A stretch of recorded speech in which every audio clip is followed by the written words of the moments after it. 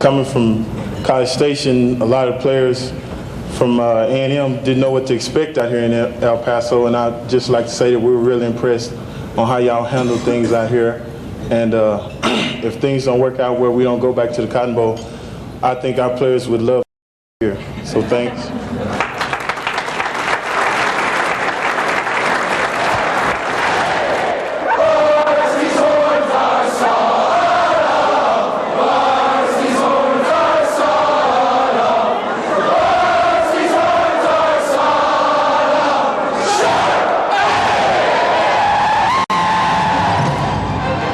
But sooner or later, the bullfights and barbecues have to make way for the main event.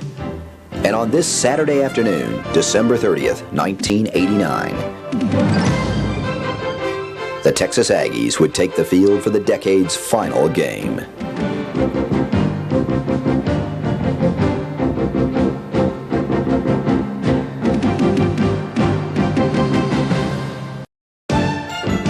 With key players such as nose guard Pat Henry, senior cornerback Mickey Washington, and senior running back Darren Lewis, forced to sit out due to injuries. The deck was stacked against the Aggies from the start. And Pitt took advantage of the situation by driving 83 yards for the first score of the game. Herman Richardson again, great cutback across the 40, midfield, to the 40, down close to the 30-yard line, they'll mark it at the 32, run out by Larry Horton after a gain of 35. Richards cuts outside, touchdown Pittsburgh.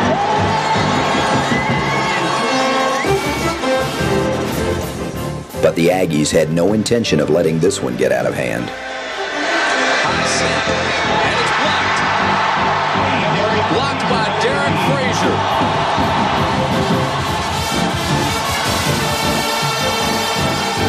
And before the end of the first quarter, Lance Pavlis had scampered 9 yards into the end zone to knot the score at 7. Pavlis, quarterback draw inside the 5, touchdown A&M.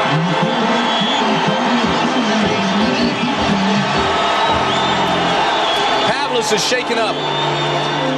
It would prove to be a costly score, however, because Pavlis became yet another victim of the injury jinx on the play.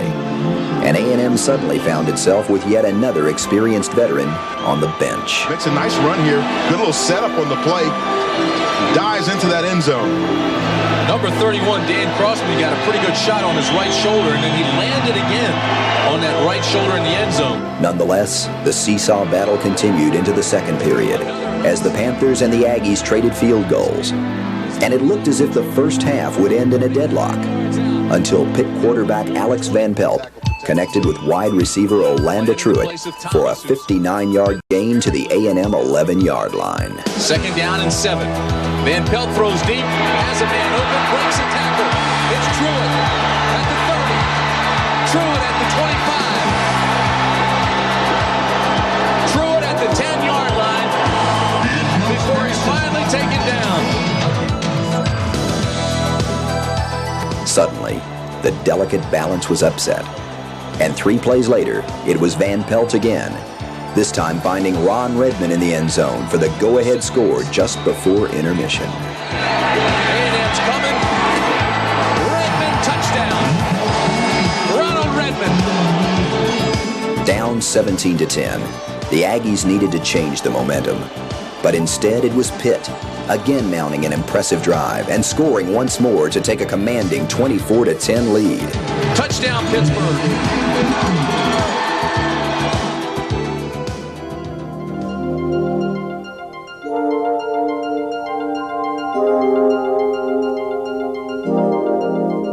This was it. The point when a lesser team might have thrown in the towel, felt sorry for itself, and given up. But not the Aggies.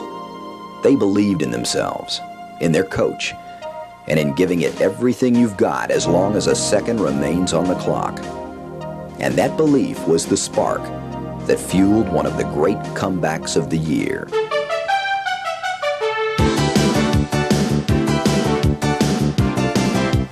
Lance Pavlis does come in, so if you think these bowl games don't mean much, take a look at this. Pavlis avoids pressure, rolls right, now throws to Wild. First down, Texas A&M.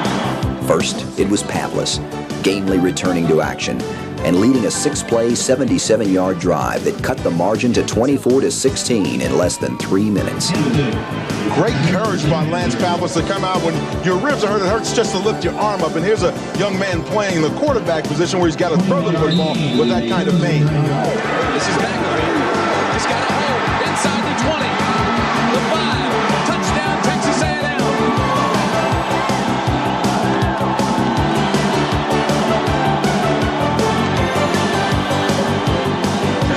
Van Pelt throws wide open, tight end Dave Moore. Fumble, it's Texas A&M. Then, after frustrating the Pitt offense, the Aggies took over once more, and this time Robert Wilson was the catalyst. Big hole, Wilson straight ahead to midfield, the 40. Inside the 30, carries a tackle to the 22. Doug Hensler, the free safety got a ride, a gain of 46. 3 plays later, it was Keith McAfee going over for his second touchdown of the afternoon. The Aggies were within 2. Pavlis' 2-point conversion attempt to tie was thwarted by the Panthers, but A&M had new life. And when defensive back Gary Jones picked off Van Pelt's errant pass on Pitt's very next possession, the electricity throughout the Sun Bowl reached a new level. Van Pelt, 3-step drop, intercepted. It's Gary Jones to the 30-yard line. Finally knocked out by the quarterback, Alex Van Pelt. A 38-yard return by Jones on the interception.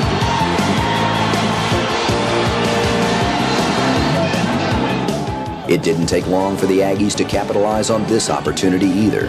And when Randy Simmons took it in for the go-ahead score, the fairy tale ending to this improbable game was virtually complete. First and goal at the 5, Simmons and Wilson out of the eye. This is Simmons. Inside the 5, touchdown, Texas A&M.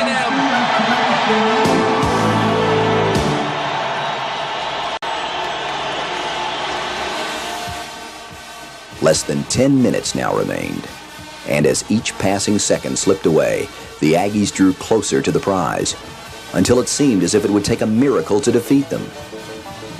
But miracles sometimes do happen, even for the other guys. Van Pelt has missed his last 4 passes. A&M goes to its nickel package, 5 defensive backs, and 3rd down and 10. Van Pelt's in trouble. Almost intercepted. It's caught by the tight end Sykes. Sykes at the 40 to the 44-yard line. And in one heartbreaking moment, we learn just how fragile dreams can be. And Pitt has the football, 3rd down and 10 at the Aggie 39.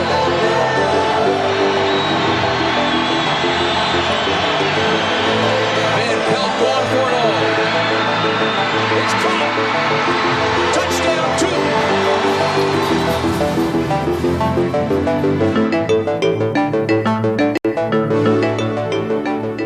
And so it ended. a season, a decade, and for some, a life of playing football. In all, it was another year of great accomplishments to add to the Aggie legend. 8 victories, including triumphs over LSU, Houston, and Texas. 15 players named to the All-Southwest Conference teams.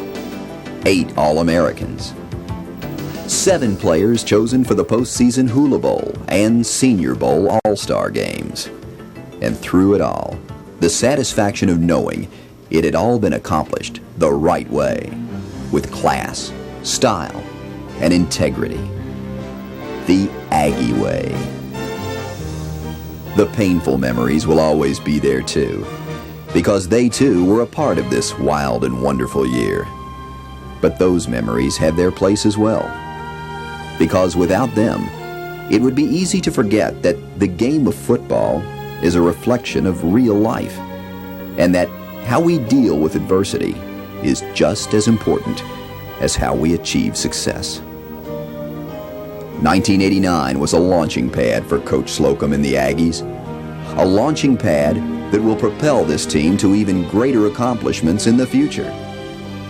Yes, tradition is important to the Aggies, and there will come a day in the new decade when we'll look back on this year and know that the seeds of a new tradition of greatness were sown right here, on the practice field, in each and every game, and in the hearts and minds of Aggie fans everywhere who shared the experience of Aggie football '89.